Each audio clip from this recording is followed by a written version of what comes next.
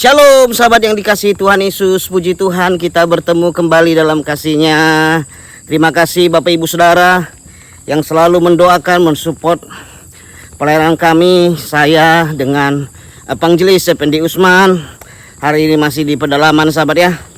Kita masih terus bergerilya melayani orang-orang, mengunjungi mereka. Bahkan kemarin kita mengunjungi sebuah kampung mualaf di sebuah dusun, di mana di sana terjadi 160 kakak sahabat.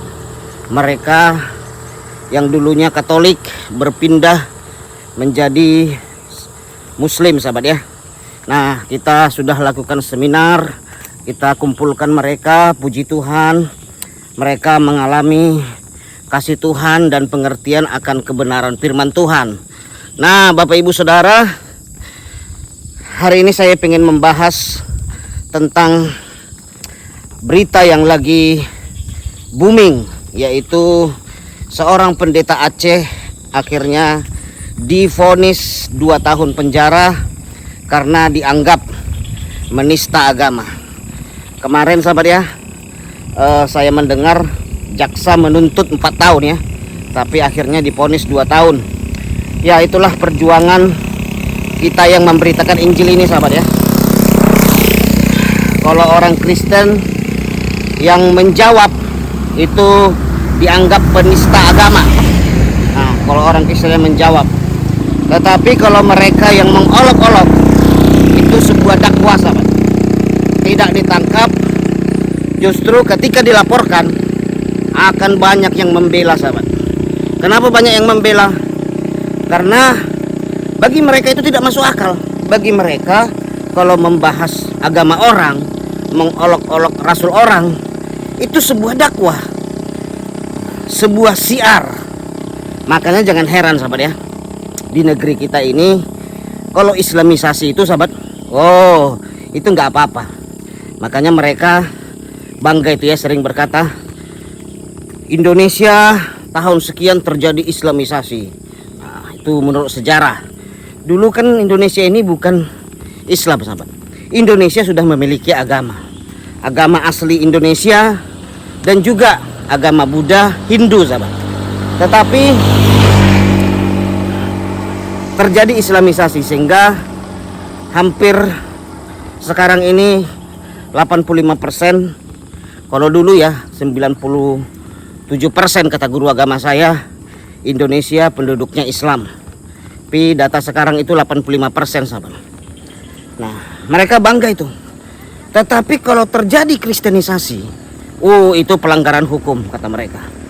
Pelanggaran hukum, tidak boleh mengajak-ajak orang yang punya agama untuk berpindah agama kata para ustadz. Pelanggaran hukum. Itu penistaan agama kalau kristenisasi.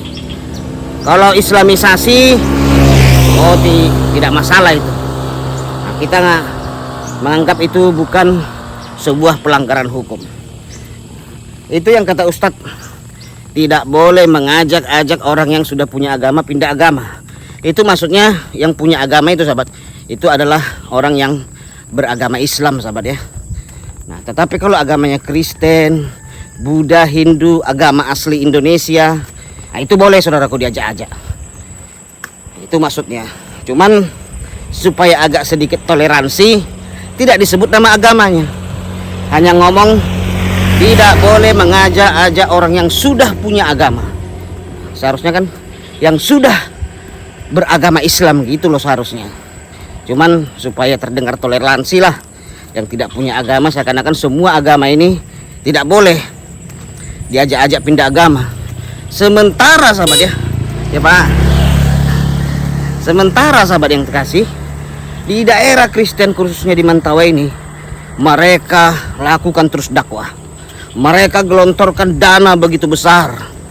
Mereka lakukan segala daya dan upaya sahabat, bagaimana orang-orang Katolik di daerah ini bisa masuk Islam.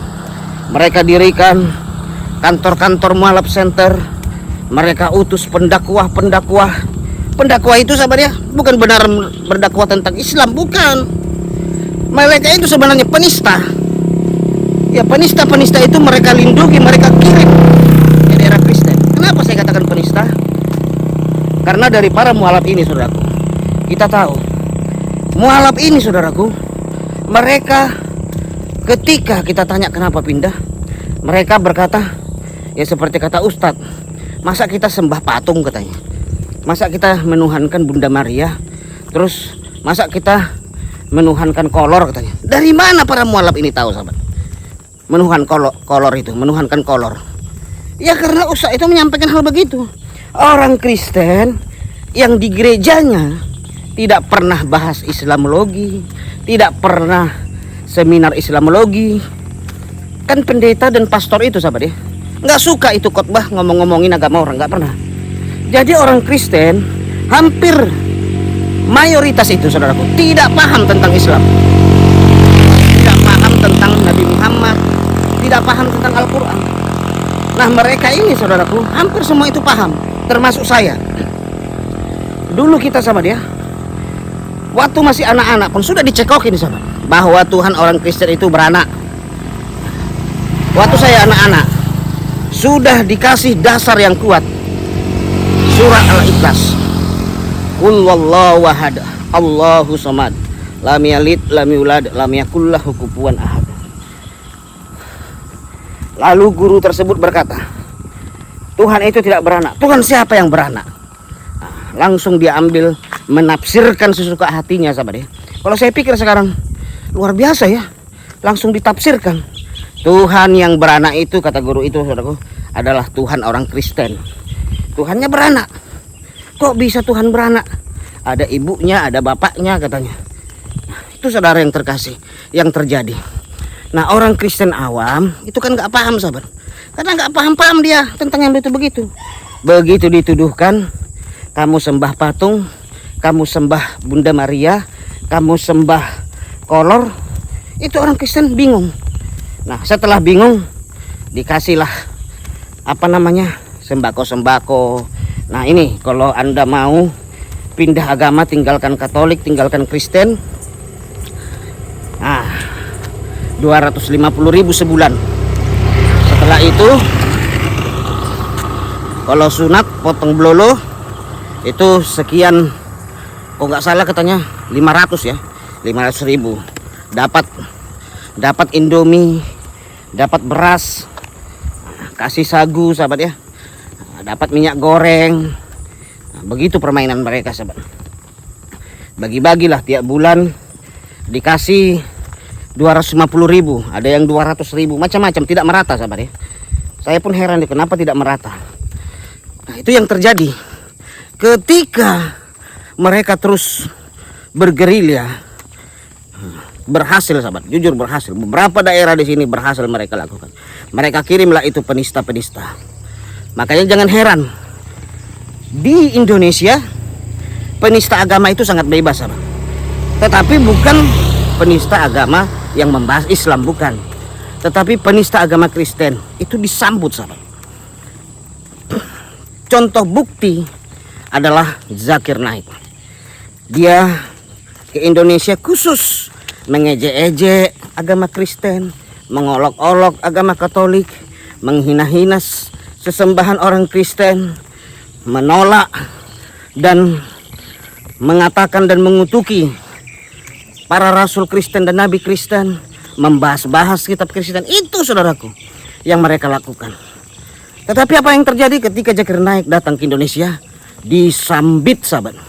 Oh maaf, bukan disambit, disambut, dikawal, saudaraku. Saya melihat videonya itu, ada bapak-bapak polisi yang mengkawal, ada TNI juga yang menciumi tangannya, sahabat. Dikawal. Mereka tidak menganggap itu, oh ini bukan penista agama, bukan. Itu pembawa syiar. Walaupun yang dibahas agama lain, ya itu pembawa syiar untuk melakukan Islamisasi. Nah kalau Islamisasi boleh. Nah, begitulah yang terjadi, sahabat ya. Jadi dikirim ke pulau ini para penista. Makanya jangan heran, sahabat ya, di YouTube, di TikTok, mereka berani berkata, tidak mungkin kami ditangkap membahas agama Kristen, mengejek-ejek rasul Kristen. Itu kan dakwah, katanya. Kalau Kristen seperti Pak Pendeta dari Aceh, Pak Dedi ini ya. Nah, kalau membahas nabi mereka itu dianggap, oh itu tidak boleh dibiarkan, itu penistaan itu. Nabi kami kok dibahas. Wah, tangkoy. Dari Kalimantan sahabat dikejar, dari Aceh sampai ke Kalimantan, kejar masuk ke pelosok, melontorkan segala kekuatan dan daya upaya pergi sampai Kalimantan. Meskipun Pak Pendeta dari Aceh ini KTP-nya bukan Aceh lagi sahabat, bukan Aceh KTP-nya. KTP-nya itu KTP Kalimantan. Tetapi karena dia membahas nabinya orang Islam, dikejar saudaraku. Saya nggak tahu ya apakah digebukin. Saya kuat dugaan saya ya, sudah pasti itu sahabat ya, kuat dugaan saya pasti sahabat. Cuman nggak dipublikasikan kali ya. Nah, itulah saudaraku, makanya ngeri memang ketidakadilan itu. Jadi kalau saya lihat Pancasila sila kelima itu hanya sebagai ya supaya orang melihatlah Indonesia ini keadilan bagi seluruh bangsa. Sementara prakteknya sahabat ya, prakteknya tidak. Keadilan hanya bagi Islam. Keadilan hanya mayoritas saja sahabat. Karena begitu yang kita lihat sahabat. Yang kita perhatikan selama ini, kalau Kristen yang bahas mereka itu langsung penistaan agama. Jadi kita berdoa sahabat ya, buat Bapak Pendeta dari Aceh. Jadi tulisannya itu sahabat ya, di Google saya lihat ya. Jangan cari namanya, tapi cari tulisan Bapak Pendeta Aceh. Nah, karena memang beliau asli orang Aceh sahabat ya. Jadi kalau ada para mualaf yang berkata, mana orang Aceh itu, oh palsu itu, orang Jawa itu, orang Batak itu, tidak. Itu di media-media Aceh sendiri ditulis Pendeta dari Aceh. Jadi mereka menyebarkan sendiri kebenaran bahwa ada pendeta dari Aceh. Itu namanya Bapak Dedi Saputra. Beliau memang pendeta sahabat ya. Jadi ya baru kali inilah ada banyak sekali media yang ditulis pendeta dari Aceh. Nah, jadi jangan saudara bilang tak ada orang Aceh Kristen. Ada. Itu media Aceh berkata Bapak Pendeta Aceh. Nah, Bapak Pendeta dari Aceh sudah divonis 2 tahun. Kita doakan keluarganya, anaknya, saudaranya, dan yang terpenting adalah imannya. Kita doakan supaya kuat, supaya makin menyala-nyala. Dan melalui Pak Aceh ini saudaraku, Pak Pendeta Aceh ini, banyak orang dimenangkan di sel. Orang Aceh akan mengalami lawatan Tuhan. Orang Aceh akan mengenal Tuhan. Mata orang akan terbuka. Ya, karena di Aceh paling sering dulu diundang Yahya Waloni. Mereka supaya berpikir, kenapa Bapak Pendeta dari Aceh ini ditangkap? Sementara di Aceh itu sering tablik akbar Yahya Waloni. Apa yang dibahas Yahya Waloni?